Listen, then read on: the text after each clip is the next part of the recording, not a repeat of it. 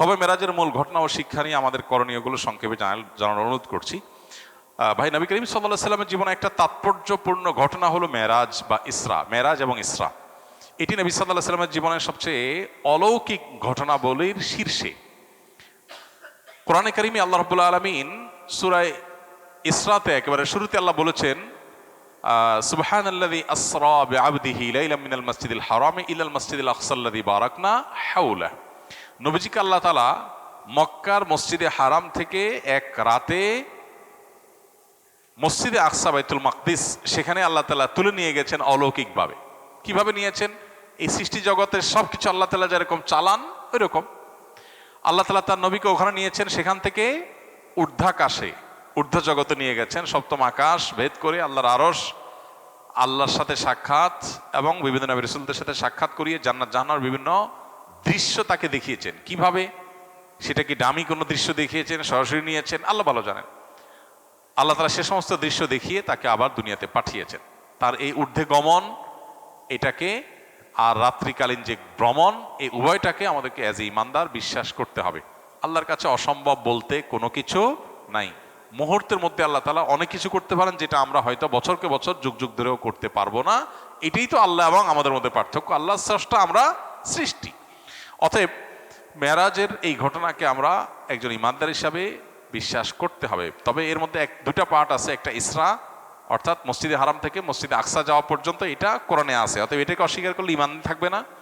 আর ওখান থেকে ঊর্ধ্বাকাশে ভ্রমণের বিষয়টা বিশুদ্ধ হাদিসে প্রমাণিত আছে।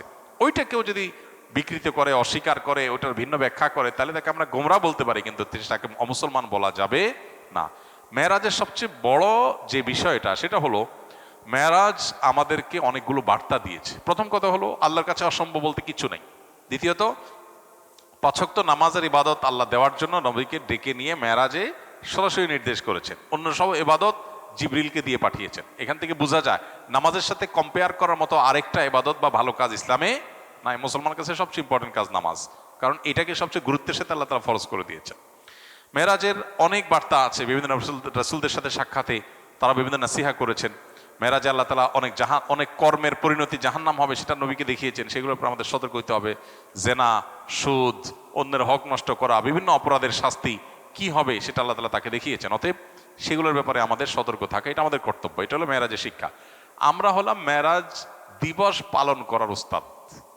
সবাই বলে, হুজুর সবে মেরাজ কবে? আর ভাই, সবে মেরাজ মানে কি? মেরাজের রাত।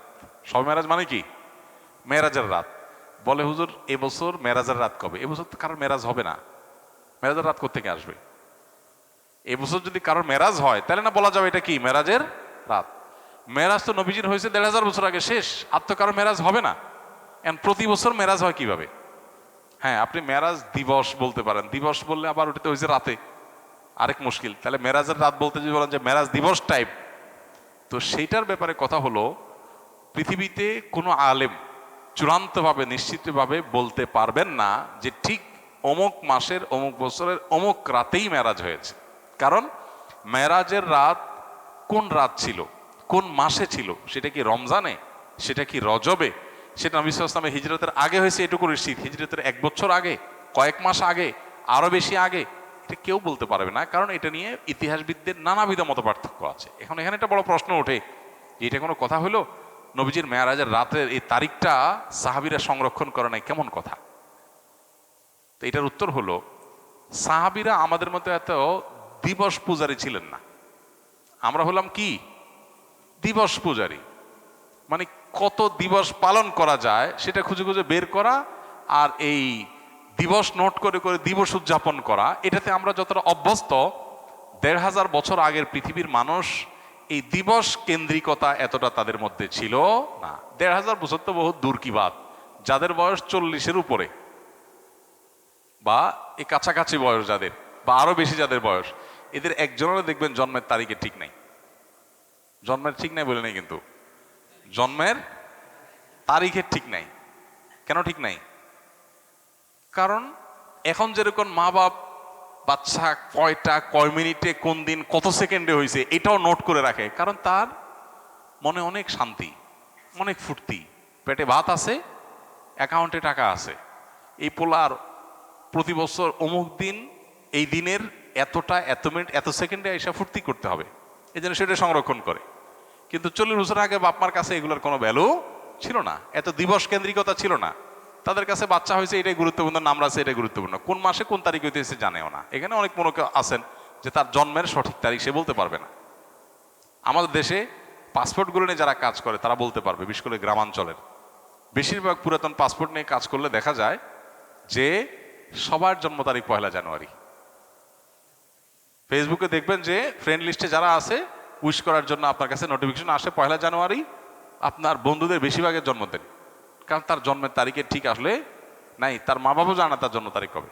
এটা যদি 30 বছর 40 বছর আগে বাংলাদেশ হয়, তাহলে 1500 বছর আগের পৃথিবী যদি চিন্তা করেন কোন দিনে মেরাজ হয়েছে, সাহাবীরা এটা নোট করার জন্য এতটা গুরুত্ব দেন নাই। তাদের বিষয় ছিল মেরাজ থেকে নবীজি কি আনছেন, কি নির্দেশ দিয়েছেন, কি বার্তা দিয়েছে সেটা, আর আমাদের সেটার খবর নাই। আমরা হলাম দিবস পালন করার ওস্তাদ।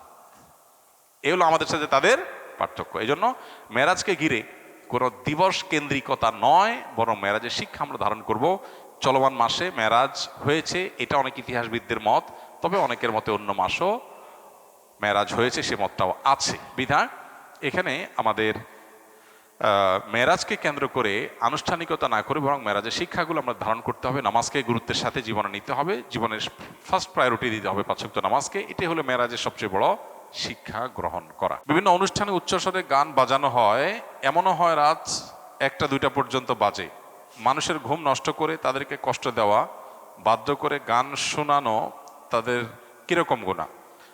আর কোনো আশেপাশের মানুষ বাসায় বসে গানকে এনজয় করা, আয়োজনকে পজিটিভলি নিলে তার গুনাহ হবে কিনা? ভাই, এটা আমাদের দেশের একটা সামাজিক অপরাধগুলোর মধ্যে থেকে, সামাজিক যে সমস্ত ব্যত্যয়গুলো আছে সেগুলোর মধ্যে থেকে একটা, যে উচ্চস্বরে গানের আওয়াজ কিংবা ওয়াজের আওয়াজ যেটাই হোক, এটা দিয়ে মানুষকে অতিষ্ঠ করা, এটার বিরুদ্ধে আমাদের অবস্থান নিতে হবে। ওয়াজ মাহফিলগুলোর সাথে যারা জড়িত আছেন তারা মেহেরবানি করে চেষ্টা করবেন যে কোনোভাবে ওয়াজ মাহফিলের নামে যেন উচ্চস্বরের গানের আওয়াজ না হয় এবং আশপাশে মানুষের জন্য অসুবিধা না হয়। এই জিনিসটা আমাদের খেয়াল রাখতে হবে।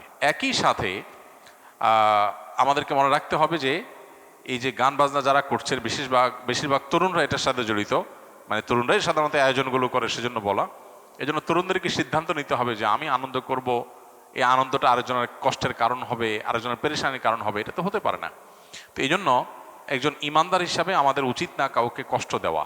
নবী করিম সাল্লাল্লাহু সাল্লামের মসজিদে এক লোক জোরে তেলাওয়াত করেছেন, নবীজি বলেছেন তুমি কোনো বধিরকে শোনাচ্ছ না, যে আল্লাহকে শোনাচ্ছ তিনি সব শুনতে পান, অর্থাৎ উচ্চস্বরে পড়িও না, আরেকজন ডিস্টার্ব হয়। সেখানে আমরা কিভাবে ওয়াজ করতে গিয়ে মানুষের ডিস্টার্বের কারণ হয়, বিশেষ করে ঢাকা, চট্টগ্রামের শহরগুলোতে যে মাহফিলগুলো হয়, গ্রামেও দূর দূরান্ত পর্যন্ত মাইক লাগাইলাম, এমন ভলিউমে আমি ওয়াজ দিলাম রাত 12টা-1টা পর্যন্ত যে মানুষ ঘুমাইতে পারলো না, সকালে ডিউটি আছে সে ঘুমাইতে পারছে না, বাচ্চাদের অসুস্থ, হার্টের রোগীদের কষ্ট হয়। কোনো অবস্থাতে এটা গ্রহণযোগ্য না। এটার বিরুদ্ধে আমাদের প্রত্যেকটা মানুষকে দায়িত্বশীলতার সাথে কথা বলতে হবে, ভূমিকা রাখতে হবে। আর এই বিনোদনের নামে, গান বাজনার নামে যে অত্যাচার, ওয়াজ তো যাক শীতকালে হয়, তাও গ্রামে হলে পুরো গ্রামের মানুষ ওয়াজ শোনার জন্য প্রস্তুত থাকে, কিন্তু গান বাজনা তো নির্দিষ্ট একটা গ্রুপ অফ পিপল শুধুমাত্র শুনে, আর বেশিরভাগ মানুষ অতিষ্ঠ হয় এবং বছর জুড়ে হয়, এটা কোনো শীত আর গরম নাই। তো এই জন্য এই জুলুমটার বিরুদ্ধে আমাদের কথা বলা উচিত। শব্দ সন্ত্রাস বা শব্দ দিয়ে মানুষকে অতিষ্ঠ করা, এটা কোনো সভ্য সমাজে গ্রহণযোগ্য না, মুসলমান হিসাবে তো মোটেই না। আমাদের সমাজে অনেক অনাচারের বিরুদ্ধে সমাজের মানুষ সচেতন, কিন্তু এই অনাচারের বিরুদ্ধে সেরকম সচেতনতা নাই। কোথাও যদি এরকম অন্যায় হয়, এলাকাবাসী একত্রিত হয়ে সুন্দর করে আয়োজকদেরকে যা বুঝান, কাউন্সেলিং করেন যে ভাই তোমরা যে কাজ করছো এটা অন্যের কষ্টের কারণ হচ্ছে। আল্লাহ তাআলা আমাদেরকে অনাচার থেকে বের হয়ে আসার তৌফিক দান করুন। কিভাবে একটা মানুষের আনন্দ হয়? একজন লিখেছেন যে একজন বাসা থেকে এনজয় করছেন। হ্যাঁ, আপনি এনজয় করছেন কিভাবে? আপনি জানেন এই আওয়াজটা একটা মানুষের বুকে ধড়পড়ের কারণ, একটা হার্টের রোগী ছটপট করছে, এটা মনে উঠলে তো আপনার সব আনন্দ মাটি হয়ে যাওয়ার কথা, কিন্তু আপনি আনন্দ করছেন, তাতে অন্য মানুষ মরে যায়, যাক, আরেকজনের কষ্ট হয় হোক।